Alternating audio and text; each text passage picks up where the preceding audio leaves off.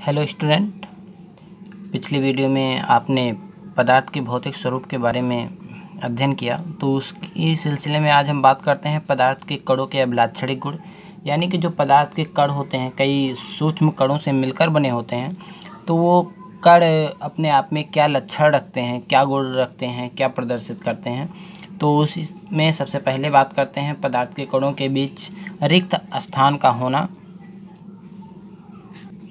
पहले इसे समझने की कोशिश करते हैं। मान लेते हैं ये एक छोटा सा कण है और इसके साथ दूसरा कण जुड़ रहा है, संगुणित हो रहा है। अब तीसरा कण अगर आता है तो ज़रूरी नहीं है कि ये इसी समय इधर आ जाए, 1 2 3, ये ज़रूरी नहीं कि तीसरा कण इधर से ही लगे। हो सकता है ये कण यहाँ ना लगकर, इस प्रकार से ना होकर 2 कणों के बाद तीसरा कण यहाँ पे मिल जाए, चौथा कण यहाँ पे मिले। तो इस प्रकार से इनके बीच में ये जो भाग बच रहा है ये है रिक्त स्थान। इस प्रकार से जब कण आपस में जुड़े होते हैं यानी बड़े कण का निर्माण करते हैं तो उनके बीच रिक्त स्थान होता है। इसी रिक्त स्थान को प्रदर्शित करते हैं पदार्थ। अब कैसे प्रदर्शित करते हैं, मान लेते हैं आप एक गिलास पानी ले लेते हैं, इसे पूर्ण रूप से भर देते हैं ऊपर तक। जगह बिल्कुल नहीं खाली होनी चाहिए, पूर्ण रूप से ये गिलास भरा हुआ है। इसमें 1 चम्मच नमक डाल देते हैं। जब हम नमक को इस गिलास में डालेंगे तो पानी बिना बाहर निकले हुए, एक भी बूंद बिना बाहर निकले हुए, ये पूरा का पूरा 1 चम्मच नमक इस जल में घुल जाएगा। जल में घुल जाएगा, पानी का आयतन बिल्कुल नहीं बढ़ेगा। इससे ये स्पष्ट होता है कि इस पानी के कण के बीच में, पानी के कण के बीच में भी रिक्त स्थान होते हैं। इसी प्रकार से नमक के स्थान पर अगर हम चाहें तो इसी गिलास में पानी से भर लेते हैं, इसमें नींबू के रस डाल देते हैं।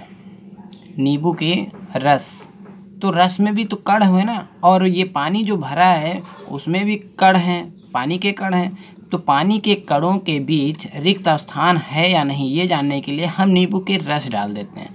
देखते क्या है, नींबू का जो रस है ये पूरे पानी में घुल जाता है, जबकि पानी का जो आयतन है उसमें वृद्धि बिल्कुल नहीं होती है। इस प्रकार से हम कह सकते हैं कि प्रत्येक कणों के बीच रिक्त स्थान होता है। पदार्थ के कणों का दूसरा लाक्षणिक गुण है कि जो कण होते हैं पदार्थ की, वो निरंतर यानी कि हमेशा लगातार गति करते रहते हैं। अब इसका ऑब्जर्वेशन आप कैसे कर सकते हैं, मान लेते हैं एक गिलास में थोड़ा सा स्याही डालते हैं, तो स्याही डालने पे होता क्या है, स्याही के जो कण होते हैं, कण चूँकि निरंतर गतिशील हैं पानी के कण, इसलिए स्याही के कण पूर्ण रूप से पानी में विसरित होते नजर आएंगे आपको।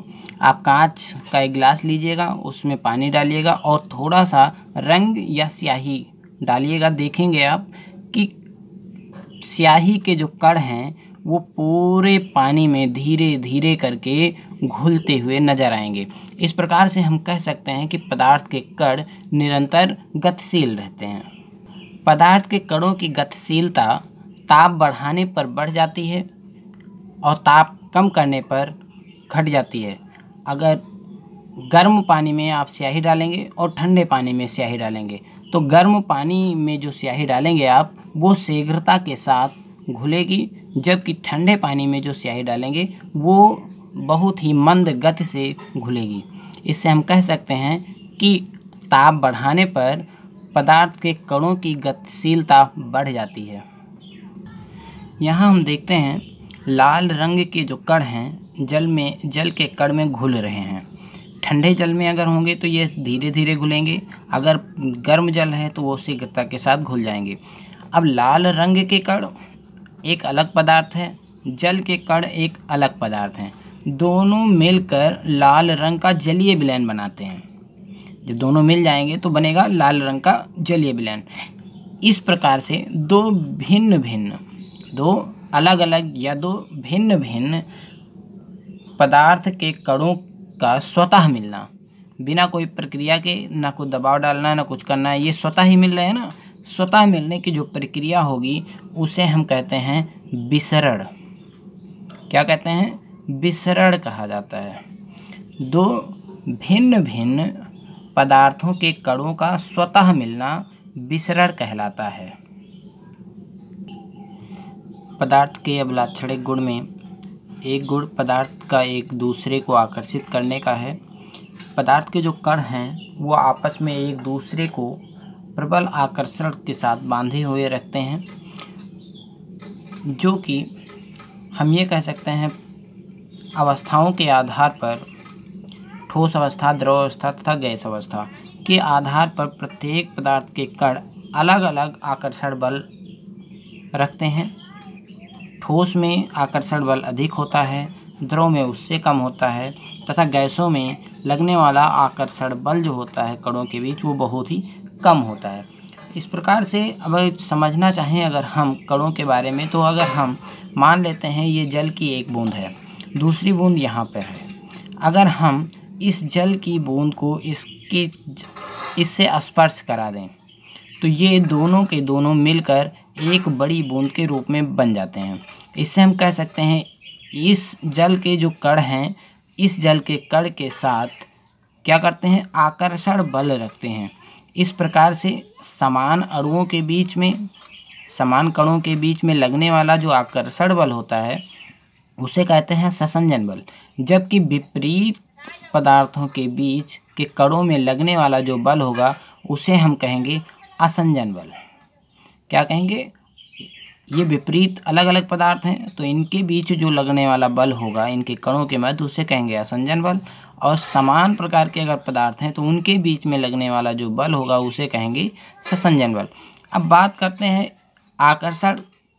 मान लेते हैं आपके पास यह एक लोहे का टुकड़ा है, इसको हम कहें आप तोड़ दो, क्या ये आसानी से टूटेगा? नहीं टूटेगा, क्योंकि इनके मध्य जो कण बने होते हैं, कण बंधे होते हैं, वो बहुत ही प्रबल आकर्षण के साथ बंधे होते हैं, इसलिए इसे तोड़ना आसान नहीं है, क्योंकि इनके जो कण हैं आपस में बहुत ही आकर्षण बल के साथ बंधे होते हैं।